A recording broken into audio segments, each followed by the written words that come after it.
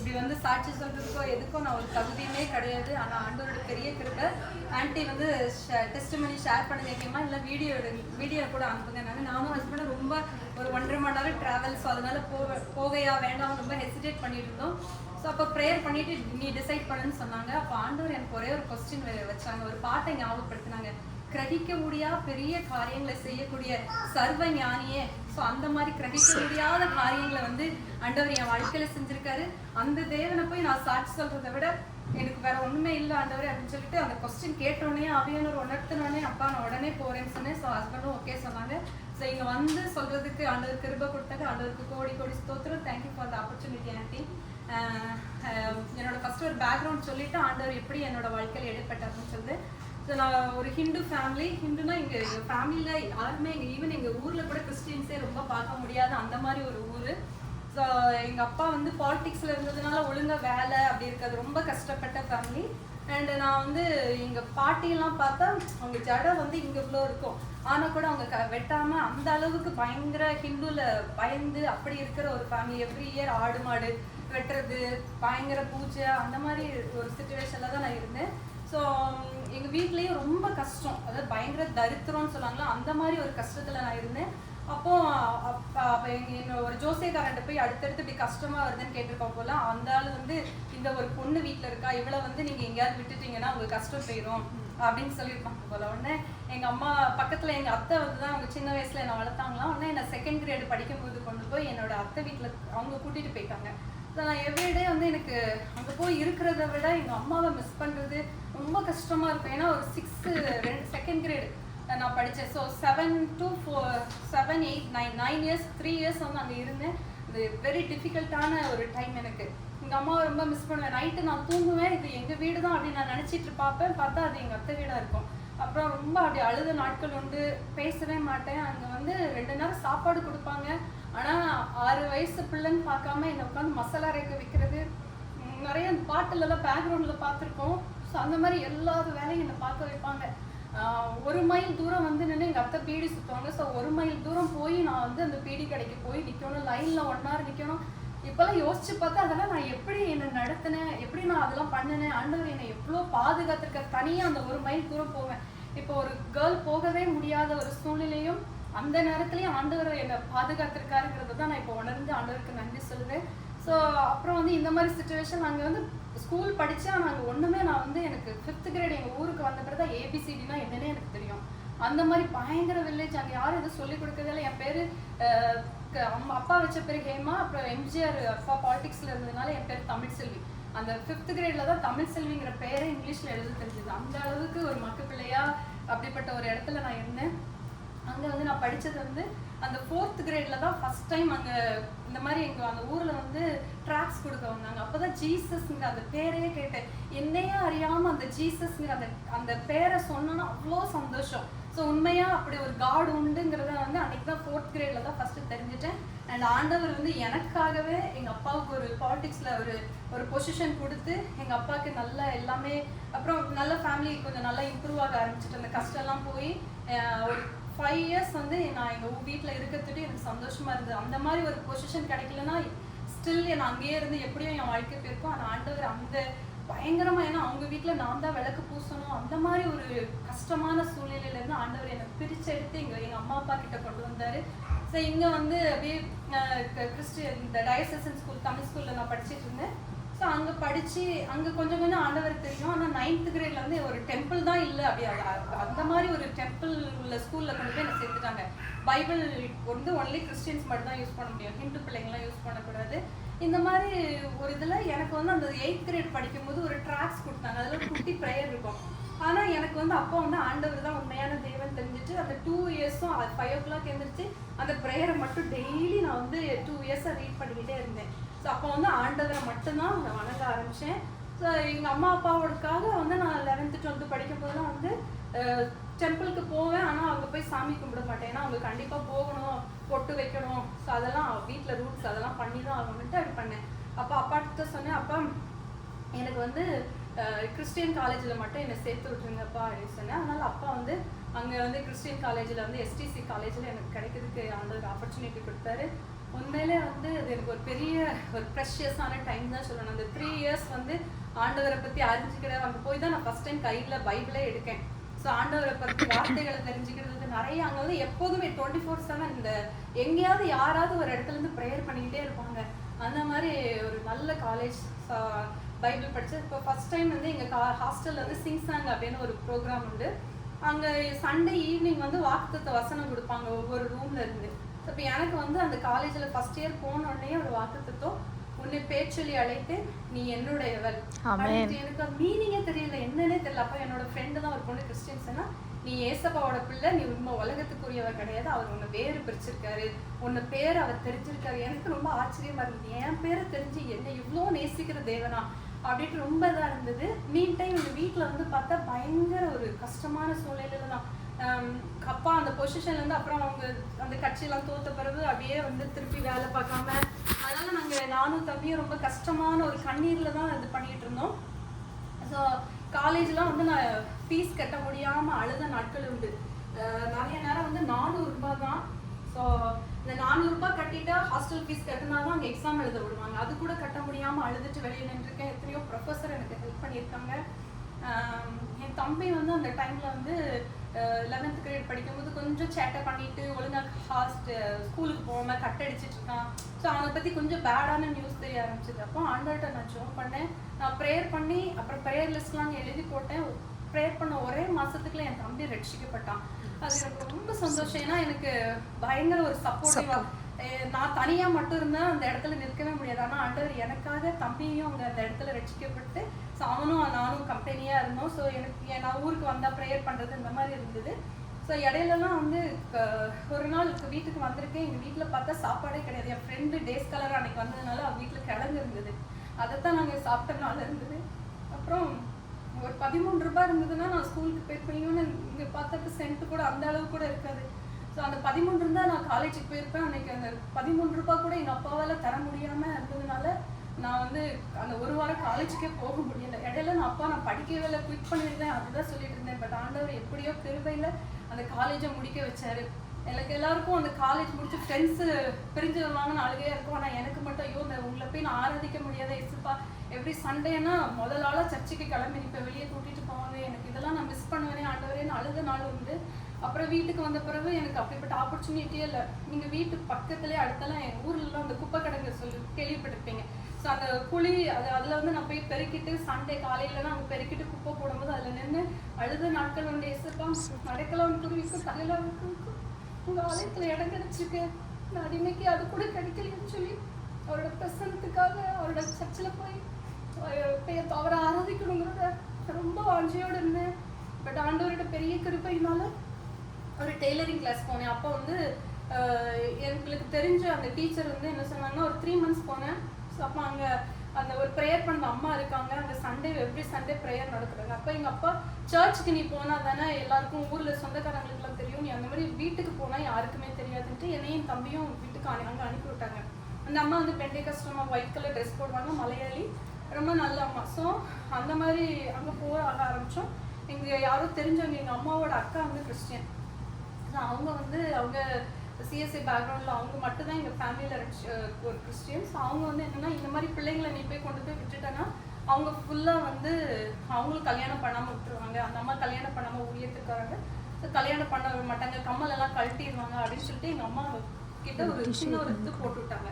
So அது எங்கள் அம்மாவுக்கும் அப்பாவுக்கும் என்னென்னா பயங்கரமாக, ஐயோ எங்கள் பிள்ளைங்க எங்களை விட்டு போயிடுவாங்களோ, அட்லீஸ்ட் சும்மா தான் அவங்க வந்து கிறிஸ்டியன் சொல்லிட்டு இருக்காங்கன்னு நினச்சோம், ஃபுல்லாகவே அப்படி மாறிடுவாங்களோன்னு அம்மா அப்பாவுக்கு ரொம்ப பயம் வந்துட்டு. ஏற்கனவே எங்கள் அம்மாவுக்கு வந்து நான் தம்பியை ஃபஸ்ட்டு அவன் ரட்சிக்கப்பட்டான், நான் சொல்லி தான் மாறிட்டான்னு சொல்லிட்டு என்னை பார்த்தாலே அம்மாவுக்கு பிடிக்காது. அவ்வளோ ஒரு கஷ்டமான இதில் வந்து அம்மா என்னை பயங்கரமாக இது பண்ணுவாங்க. ஸோ இந்த அப்படி அவங்க சொன்னோன்னா இன்னும் இதாகிட்டு. அப்போ அந்த டைம் வந்து எங்கள் அப்பா வந்து 22, எனக்கு தெரியல, ரொம்ப வருஷம், எனக்கு சின்ன வயசுலேருந்தே அப்பா சபரிமலைக்கு மாலை போட்டுட்டு இருப்பாங்க. ஆனால் அந்த அந்நிய தேவர்களை நாடி தேடுகிறவர்களுக்கு வேதனைகள் பெருகணும் வேதத்தில் நம்ம வாசிக்கிறோம்ல. ஸோ அது ரியலாக எங்கள் லைஃப்பில் நாங்கள் பார்த்தோம்.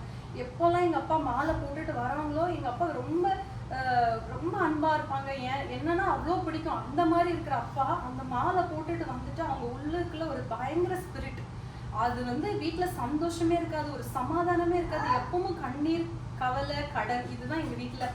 ஸோ இப்போ இப்படி இருக்கிறனால எங்கள் அப்பா வந்து எப்போதுமே இந்த ஊர்லலாம் நீங்கள் கேள்விப்பட்டிருப்பீங்களா, அதில் யாராவது மாலை போட்டோன்னா அவங்க மற்றவங்கள சாமி சாமின்னு கூப்பிடுறாங்க.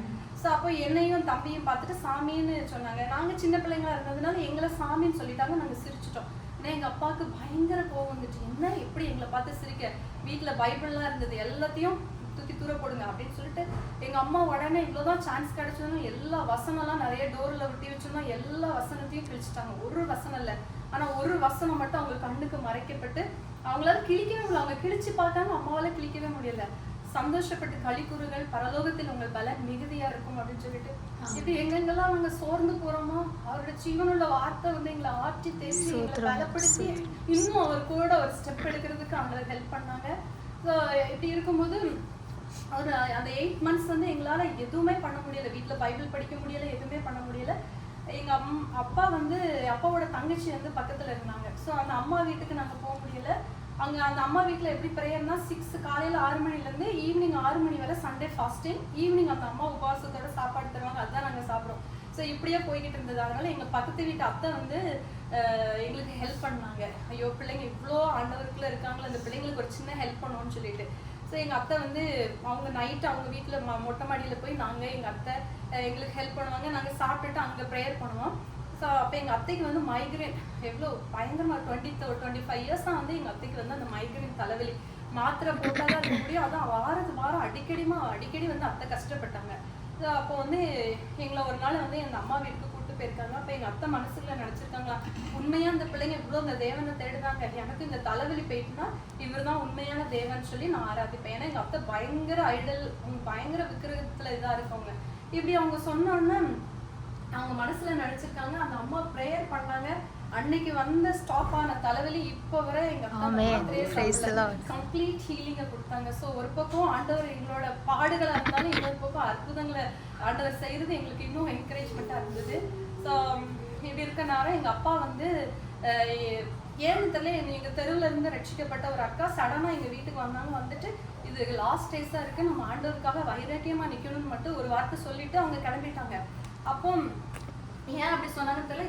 எங்க அப்பா ஒரு 10 நிமிஷத்துக்குள்ள அந்த அந்த அந்த அவ்வளோ அளவுக்கு பெரிய ஒரு போட்டோஸ் எங்க வீட்டுல அந்த ஒரு 3-4 போட்டோ ஐடல் போட்டோ இருந்தது. ஸோ அதுல போய் உட்காந்துட்டு பூஜை பண்ணிட்டு இப்படி இங்க வா, நாங்க என்ன எங்க அப்பா பிள்ளைன்னு கூட சொல்ல மாட்டாங்க, அம்மான்னு அவ்வளோ செல்லமா வச்சிருப்பாங்க. அன்னைக்கு என்ன கூப்பிட்டுட்டு இங்க வா, நாங்க என்னப்பா வேணும், என்னப்பான்னு, நான் வேணுமா ஏசப்பா வேணுமா அப்படின்னு ஒரு கொஸ்டின் கேட்டாங்க. உடனே தயக்கம் இல்லாம எனக்கு ஏசப்பா தான் வேணும் அப்படின்னு. எங்க அப்பாவுக்கு பயங்கர கோவம் வந்துச்சு. என் தம்பியை பார்த்து உனக்கு யாருடா வேணும் அப்படின்னு சொன்னாங்க. அவனும் வந்து எனக்கு ஏசப்பா தான் வேணும் அப்படின்னு சொன்னான். உடனே வந்து அவங்களுக்கு பயங்கர கோவம் வந்து எங்க 2 பேரையும் வந்து ஒரு அம்பர்லா வச்சு அடிக்கலாம் வந்தாங்க. பட் அடிக்கல, பட் அடிக்கிறதுக்கு வந்தாங்க. என்னனையும் போங்க, உங்களை பத்தி நான் எவ்வளவு கனவு கண்டேன், இப்படி எல்லாம் பின்னாடி போயிட்டீங்க அப்படி இப்படின்னு சொல்லி ஆண்டவரை பத்தி 2-3 பேசி எங்களையும் பயங்கரமா கஷ்டப்படுத்திட்டு நான் எங்கேயாவது போய் தற்கொலை பண்ணி சாக போறேன்ட்டு அப்பாவும் அம்மாவும் கிளம்பிட்டாங்க. உடனே நானும் தம்பி இங்க இருந்து ப்ரேயர் பண்ண, ஏசப்பா ஈவன் அவங்க தண்டவாளத்திலேயே போய் தலை வைக்க போனாலும் நீங்க காப்பாத்த வல்லமையுள்ள தேவன், நாங்க ஆராதிக்கிற தேவன், நீ சிங்கங்களின் வாய்களுக்கு தப்புவிக்க வல்ல தேவன்லாம் ஏசப்பா, இந்த நேரத்துல எங்களை ஸ்ட்ரென்தன் பண்ணணும்னு சொல்லி அப்படி பண்ண. எங்க அப்பா வந்து நேராக எங்க பெரியம்மா வீட்டுக்கு போயிருக்காங்க. அவங்க வந்து கிறிஸ்டியன் ஃபேமிலியில இருக்கவங்க. ஸோ அங்கே போய் உட்காந்துட்டு இருக்கோம். எங்களுக்காக ஹெல்ப் பண்றதுக்கு யாருமே கிடையாது. அந்த நேரத்துல எங்களுக்கு ஒரு சப்போர்ட் பண்ணி, இல்லை அது உண்மையான தேவன், அந்த பிள்ளைங்க அப்படின்லாம் எங்களை என்கரேஜ் பண்ணி பேசல. ஆமா அம்மா அப்பா எந்த வழியில போறாங்களோ அந்த வழியில தான் நீங்க போகணும், நீ கனவு கண்டிட்டு இருக்காத, உனக்கு வந்து கிறிஸ்டியன் முறைப்படிவா கல்யாணம் நடக்காது, அப்பா அம்மாவை இப்படி கஷ்டப்படுத்திட்டு நீ என்ன ஒரு மதம், இப்படிலாம் வந்து நிறைய இப்படி பேச ஆரம்பிச்சிட்டாங்க. அப்போ எங்க பெரியப்பா வந்து அவங்க 2-3 ஜெனரேஷனா கிறிஸ்டியனா இருக்காங்க.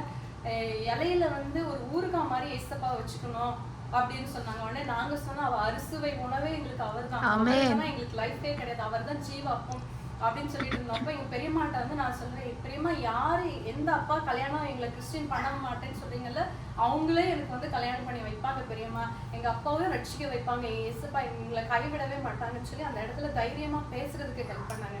ஸோ இந்த மாதிரி சுச்சுவேஷன்ல இதெல்லாம் ஒரு வித்தின் ஒரு 2-3 monthsல இந்த அடுத்தடுத்து இதெல்லாம் நடந்துட்டு இருக்கு. ஸோ அப்படி இருக்கும்போது எங்க அம்மா வந்து அந்த பூவெல்லாம் எங்க வீட்டுல வந்து ஐடலுக்கு வாங்கி வைப்பாங்க. என்னெல்லாம் வந்து வாங்கி வைக்கிறதுக்கு சொல்லுவாங்க. நான் என்ன ஆனாலும் பொருள் எனக்கு ஒண்ணு போட்டாலும் பரவாயில்ல, அதெல்லாம் உங்க சாமிக்கு வந்து நான் தொடமாட்டேன் அப்படின்ட்டு. எங்க அம்மாவுக்கு பயங்கர போர். அதாவது எப்படிலாம் ஒரு கேர்ளை பேசக்கூடாதோ அப்படியெல்லாம் பச்சையா கெட்ட வார்த்தை பேசி என்னை சத்தம் போடுவாங்க. ஆனாலும் அந்த அம்மா ஒரே ஒரு வார்த்தை அந்த எனக்கு சொல்லி கொடுத்துருக்காங்க, உங்க அம்மாவை வந்து பேசுறது கிடையாது, அம்மாவுக்குள்ள ஏதோ ஒரு பிசாசு இருந்துட்டு உங்களை பேசுது. அதனால நீ வந்து எதுவுமே பேசாதம்மா. நீ உன்னோட வாய் உன்னோட கிரியையினாலதான் நீ அவங்கள மாற்ற முடியும். உங்க கிரியையினாலதான் நீங்க ஆண்டவரை கொண்டு வர ஆண்டவரை காமிக்க முடியும். அதனால எதிர்த்து மட்டும் நீ அம்மாவை பேசக்கூடாது, எல்லாத்தையும் தாங்கணும், ஆண்டவர்கிட்ட ஜோம் பண்ணுன்னு மட்டும் சொல்லுவாங்க. ஸோ அப்படி இருக்கும்போது இடையில எங்க பாட்டியோட எங்க தாத்தாவோட நினைவு நாள் வந்து அந்த பொங்கல் டைம் வந்தது. ஸோ பொங்கல் டைம் அப்பவும் அப்போ அந்த கார்த்திகை மாசம்னா அவங்க கார்த்திகை மாசம் அதெல்லாம் வந்து மாலை போட்டுட்டே இருக்காங்க. மழை அங்க போய் சமாதியில போய் நம்ம எல்லாம் சாமி கும்பிடணும் அப்படின்னு சொல்லிட்டு இருக்காங்க. அந்த டைம் வந்து எங்க அப்பா வந்து நீங்களும் வந்துருங்கன்னாங்க. அப்போ நானும் தம்பி ஒரே ப்ரேயர், ஏசப்பா எலியாக்கு தண்ணி எலியா ப்ரேயர் பண்ணோன்னா மழையை ஸ்டாப் பண்ணீங்க, இன்னைக்கு நாங்கள் 2 பேரும் ஜோம் பண்ணி எங்களுக்கு மழை கொடுத்தாதான் நாங்கள் போக மாட்டோம் ஆண்டவரே. காலையில இருந்து ஈவினிங் வர சரியான மழை.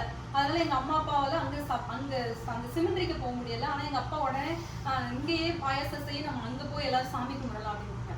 ஆனா எங்க அப்பாவை நான் அப்புறம் தம்பி நானும் சொல்லிட்டு நம்ம போகவே கூடாது, என்னாலும் பரவாயில்ல, அங்க போனா சாமி கும்பிட சொல்லுவாங்க, நம்ம மேல எல்லாம் பண்ண சொல்லுவாங்க, நம்ம போகவே கூடாதுன்னு நானும் தம்பி வைராக்கமா இருந்தோம். உடனே எங்க அப்பா வந்து கேட்டாங்க வரீங்களான்ட்டு. நாங்க வரலப்பா.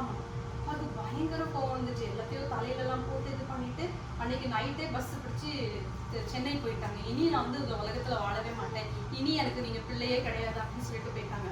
அப்புறம் அங்க போய் உட்காந்துட்டு எங்க பக்கத்துல அக்கா ஒரே ஒரு வார்த்தை சொன்னாங்க, என்ன சொன்னாலும் நான் உங்க படி கேட்பேன்னு மட்டும் சொல்லிப்போம், அப்பாவை சமாதானப்படுத்தி கொண்டு வரதுக்கு இந்த ஒரு வார்த்தை தான் நீ சொல்லணும், அப்புறமா நீ வந்த பிறகு பேசிக்கலாம். அப்பா நாங்க நீங்க சொன்னபடி கேட்போம்ப்பா, அது மட்டும் நாங்க சொன்னோம். அப்பா சொன்னோன்னு கேட்டாங்க. அந்த இடத்துல வந்து எங்க அப்பாவுக்கு ஒரு கிறிஸ்டியன் ஃப்ரெண்ட் இருந்தாங்க. அப்போ அவங்க சொல்லியிருக்காங்க, அந்த அங்கிள் வந்து 2 பக்கமும் நீங்க வந்து ஒண்ணு இந்த சைடு போகணும் இல்லைன்னா அந்த சைடு போகணும், 2 பக்கமும் இப்படி இருந்துட்டு இருந்தீங்கன்னா உங்களுக்கு ஃபேமிலியில பிரச்சனை தான். நீங்க வந்து உங்க பிள்ளைங்க ஏதாவது குடி பழக்கத்துல இருக்கா, இல்லை ஏதாவது தப்பான பழக்கத்துல இருக்காங்களா, பிள்ளைங்க எவ்வளவு நல்ல பிள்ளைங்களா இருக்காங்க, நீங்க அந்த பிள்ளைங்களை போய் இப்படி கஷ்டப்படுத்துறீங்களே அப்படின்னு சொன்னோன்னா அந்த அப்பா வந்து உணர ஆண்டவர் வச்சாரு. அப்பாவோட இருதயத்துல ஆண்டவர் கிரியை செய்தாரு. எங்க அப்பா வந்து சரி ஓகே அவங்க சபரிமலை போயிட்டு வந்தோன்னே அப்படி டோட்டலா அப்பா மாறிட்டாங்க.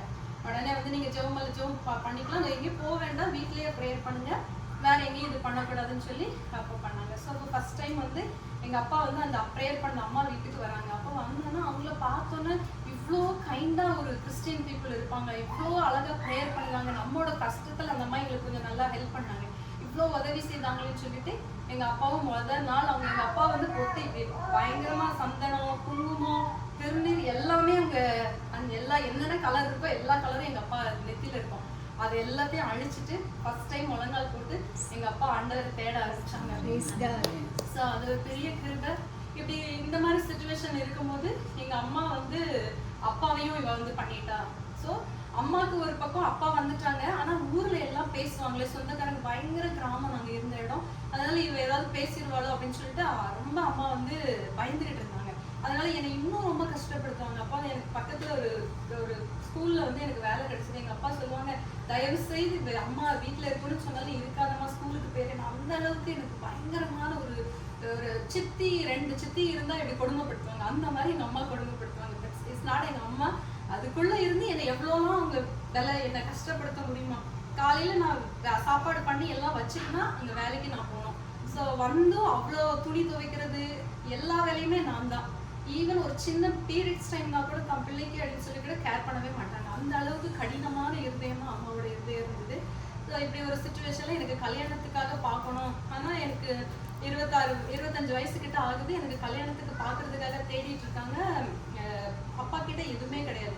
நிறைய அலைன்ஸ் கேட்டா கூட அப்பா வந்து இல்லை எனக்கு நல்ல கிறிஸ்டியன் பையனா வேணும் அப்படின்னு அப்பா அந்த காரியத்துல ஆண்டவர் அவங்க இருதயத்துல கிறிஸ்டியன்ல தான் பிள்ளைய கல்யாணம் பண்ணி கொடுக்கணும்னு ஒரு பெரிய மாற்றத்தை கொடுத்திருந்தாரு.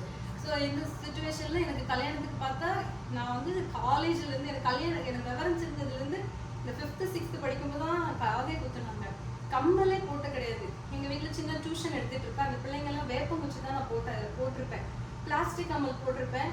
ஏன்க்கா நீங்க எல்லாம் அந்த பிள்ளைங்க தான் தங்க கம்மல் போட்டிருக்கோம், ஆனா நான் வந்து ஒரு 23 வயசுல இருக்கிற பிள்ளைகிட்ட வந்து கொஸ்டின் கேட்பாங்க, ஏன்க்கா வந்து இந்த மாதிரி கம்மல் போட்டிருக்கீங்க, மேட்சிங்கா இருக்குல்ல அதனால அந்த கம்மல் போட்டிருக்காரு எல்லாம் சொல்லி அந்த மாதிரி இருந்திருக்கேன். அப்ப எங்க அம்மா அடிக்கடி சொல்லுவாங்க, எப்போ பார்த்தாலும் போய் ஜோம் பண்ணிக்கிட்டே இருக்கேன், ஜோம் பண்ணிக்கிட்டே இருக்கிய, உனக்கு வந்து நீ இப்படி ஜோம் பண்ணா எங்க போய் சீரழிய போறியோ, இதே வார்த்தை சொன்னாங்க.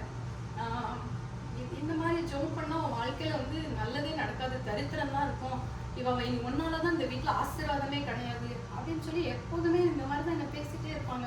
அப்ப நான் உங்க அப்பா என்னத்தை சேர்த்து வச்சிருக்காரு, ஒரு பைசா கூட சேர்த்து வைக்கலையே, நீ எப்படி உனக்கு கல்யாணம் பண்ணி கொடுப்பாங்க அப்படின்னு சொன்னாங்க. அப்ப நான் சொல்லுவேன்னா, இந்த உலக அப்பா சேர்த்து வைக்காம இருக்கலாம், எங்க அப்பா ஐஸ்வர்ய சம்பந்தம் இருக்காரு, என்னை எப்படி ஆசீர்வதிப்பார் பாருமா, உங்ககிட்ட ஒரு நாள் நான் வந்து நான் நிக்கவே மாட்டேன், நான் ஆராதிக்கிறது என்ன ஆசீர்வதிச்சு வைப்பாரு.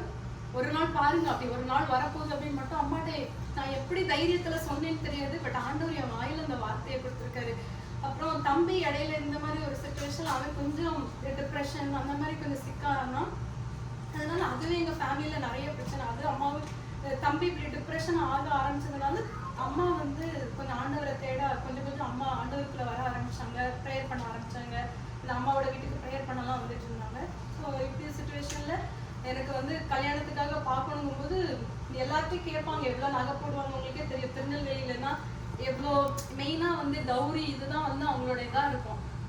அப்படி இருக்கும்போது எனக்கு வந்து ஒரு பக்கத்து வீட்டில் என்னோட தங்கச்சி சித்தப்பா பொண்ணு, அவளுக்கு 19 வயசு.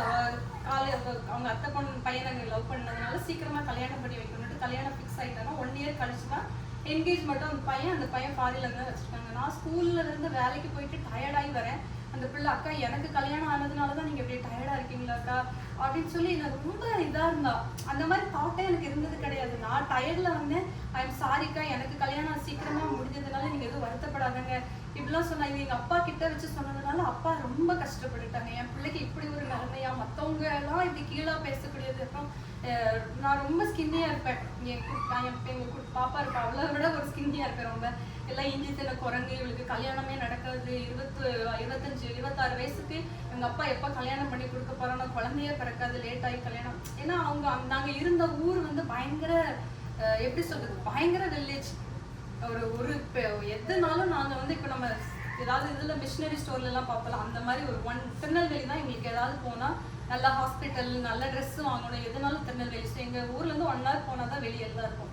இப்போ கொஞ்சம் டெவலப் ஆகிருக்கானா, ஒரு 20 வருஷத்துக்கு முன்னாடி ரொம்ப மோசமான அப்படிப்பட்ட ஒரு சுச்சுவேஷனில் இருக்கிறதுனால இதாக இருந்தது. அப்போ என்ன இந்த மாதிரி கல்யாணத்துக்காக ஒரு அங்கிள் பக்கத்தில் சொல்லியிருந்தாங்க, நீங்கள் ஃபோட்டோ அனுப்பி விடுங்க உங்கள் பொண்ணோட இருக்குது, சென்னையிலேருந்து இந்த மாதிரி இப்போ ஒரு புரோக்கர் கேட்டிருக்காங்கன்ட்டு. அப்போ அந்த அவர் வந்து என்னை பார்க்கறதுக்காக எங்கள் வீட்டுக்கு வந்திருக்காரு. அவர் கிட்டத்தட்ட ஒரு 50 வயசு இருக்கும். ஆனால் எங்கள் தெருவில் இருக்கவங்களும் அவங்க தான் என்னோட ஹஸ்பண்ட் நினச்சிட்டாங்க, அவர் தான் என்னோட மாப்பிள்ளை. ஸோ அந்த மாதிரி எனக்கு என்கிட்டயே வந்து இவர் தான் உங்கள் மாப்பிள்ளையா அப்படின்னு சொல்லி என்ன கேட்டாங்க. இட்ஸ் ரொம்ப ஹார்ட் பிரேக்கிங்காக இருந்தது. ஏன்னா அந்த அளவுக்கு வந்து வயசானவங்கள தான் எனக்கு கல்யாணம் பண்ண வருவாங்க அப்படிலாம் இருந்தது. பட் எங்கள் குடும்ப சூழ்நிலை, எங்களோட சிச்சுவேஷன் அப்படிதான் இருந்தது. அதனால அவங்க கேட்டிருக்காங்க. இருந்தாலும் அது கஷ்டமான ஒரு வார்த்தைகளாக இருந்தது.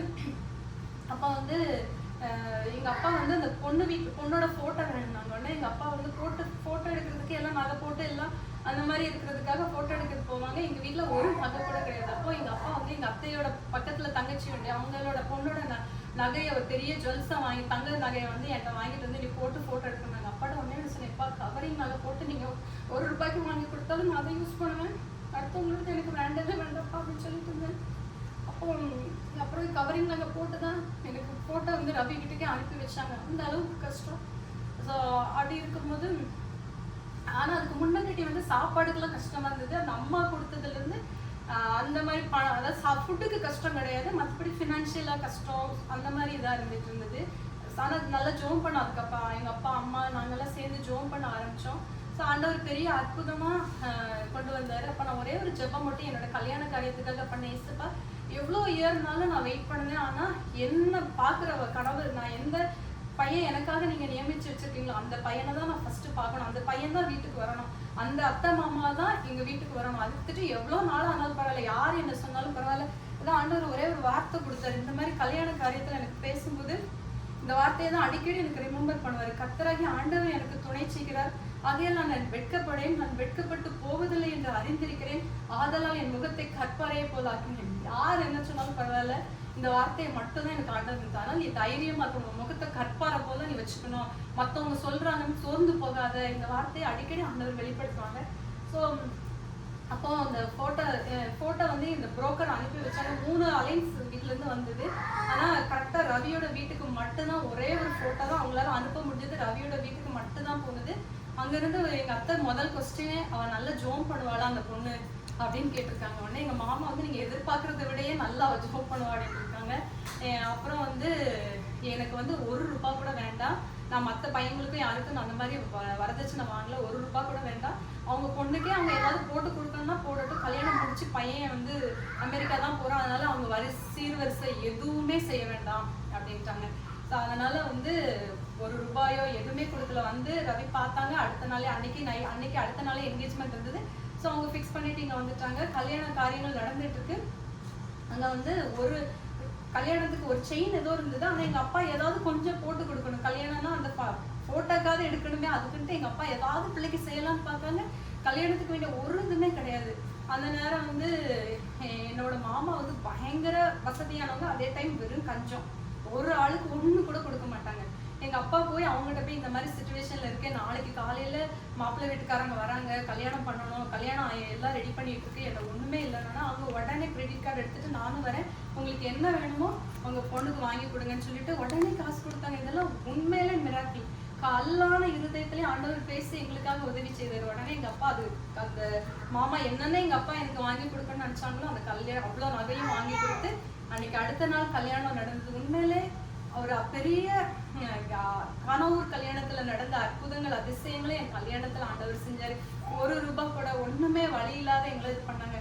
அன்னைக்கு வந்து பார்க்கும்போது என்னைக்கு எந்த இடத்துல 50 வயசு தாத்தாவை பிடிச்சிட்டு எனக்கு வந்து இது பண்ணாங்களோ அதே இதுல வந்து எனக்கும் ரவிக்கும் ஒன்லி 3 வீக்ஸ் தான் டிஃப்ரெண்ட், ஒரே ஏஜ். இதெல்லாம் வந்து ஊர்ல கல்யாணமே பண்ண மாட்டாங்க. ஆனா 3 வாரத்துல உள்ள வித்தியாசத்துல உள்ள ஒரு பையனை கொண்டு வந்தாரு. எந்த இடத்துல வந்து இவ கல்யாணமே நடக்காதுன்னு சொன்னாங்களோ அதே இடத்துல வந்து இயேசுப்பா வந்து இவ ஆராதிக்கிற இவ காதலே கேட்ட இவ ஆராதிக்கிற தேவன் ஒருத்தர் இருக்காருல்ல, அவர் தான் இவளை அவ்வளவு ஆசீர்வதிச்சிருக்காரு, அவர் தான் அங்க கொண்டு போய் இவளை வைக்க போறாரு இப்படின்னு சொல்லி எங்களை பரியாசமா பேசின அத்தனை மத்தியிலையும் ஆண்டவர் வந்து அப்படிப்பட்ட காரியங்களை ஆண்டவர் செய்தாரு. ஸோ இது ஒரு பெரிய அதிசயம் தான். அப்புறம் வந்து எங்க அப்பாவுக்கு கல்யாணம் பண்ணி ஒரு பெட்டி கூட வாங்குறதுக்கு ரூபாய் கிடையாது. 5000 கொடுத்தா ஒரு பெட்டி வாங்கலாம், அது கூட வாங்க கிடையாது. ஆனா நான் என்னைக்கு வந்து கல்யாணம் பண்ணணும் முந்தின நாள் நான் சொல்லியிருந்தா கூட ரவி எல்லாமே பண்ணியிருப்பாங்க. ஆனா நான் அந்த மாதிரி எதுல இசப்பா எது தேவைனாலும் உங்ககிட்ட மட்டும்தான் நான் கையை நீட்டுவேன், உங்ககிட்ட இருந்துதான் எனக்கு ஒத்தாசை வரணும், எந்த மனுஷங்களையும் நான் நம்ப மாட்டேங்க. அதே மாதிரி ஆண்டவர் வந்து எந்த இடத்துல என்னென்ன காரியங்களை செய்யணுமோ எங்களுக்கு உதவி செய்து திருமண காரியங்களை நடத்தி 2 பெட்டியோட இங்க வந்தோம். ஆண்டவர் எங்களை அபண்டன்லி ஆசீர்வதிச்சிருக்காரு. ஸ்கூல் ஃபீஸ் கட்ட முடியாம எத்தனையோ நாள் நின்று வந்து எங்க அம்மா சொன்னாங்க இவ சீரழிஞ்சு போயிருவான்னு சொன்னாங்க. அவங்க மத்தியில இன்னைக்கு வந்து நீ ஜோம் பண்ணுமா, நீ ஜோம் பண்ணி இதெல்லாம் நான் பண்ணட்டுமான்னு சொல்லி என்கிட்ட டிசிஷன் அளவுக்கு வந்து நான் ஆண்டவர் ஆசீர்வதிச்சிருக்காரு. எங்க குப்பையில கிடந்தனோ உதவாம போயிருவனோ ராசி கட்டவாங்கன்னு சொல்லி எங்க அம்மா வந்து எப்போதுமே மூத்த பிள்ளை அவங்களுக்கு என்ன கஷ்டம் வந்தாலும் என்னதான் வந்து பேசுவாங்க. அப்படி பேசுனவங்க அத்தனை மத்தியிலையும் God turned it around everything in our glory. அவரோட நாம மகிமைக்காக ஒன்றுக்கு உதவாத என்ன கடந்த என்ன ஆசீர்வதிச்சிருக்காரு. பிள்ளையே பிறக்காது அப்படின்னு சொன்னாங்க. இன்னைக்கு ஆண்டவர் 5 பிள்ளைய ஒண்ணுமே உதவாத ஒரு தகுதியே இல்லாத என்ன ஆசீர்வதிச்சு ஆண்டவர் நடத்திருக்காரு. இப்படிப்பட்ட ஒரு ஜீவனுள்ள தேவனா ஆண்டவர் என்ன அறிந்து கொள்ள வச்சாரு. அதுக்கு ஒரே ஒரு பாட்டு மட்டும் முடிக்கிறதுக்கு முன்னாடி படிக்க அவரோட நாம மாத்திரம் மகிமை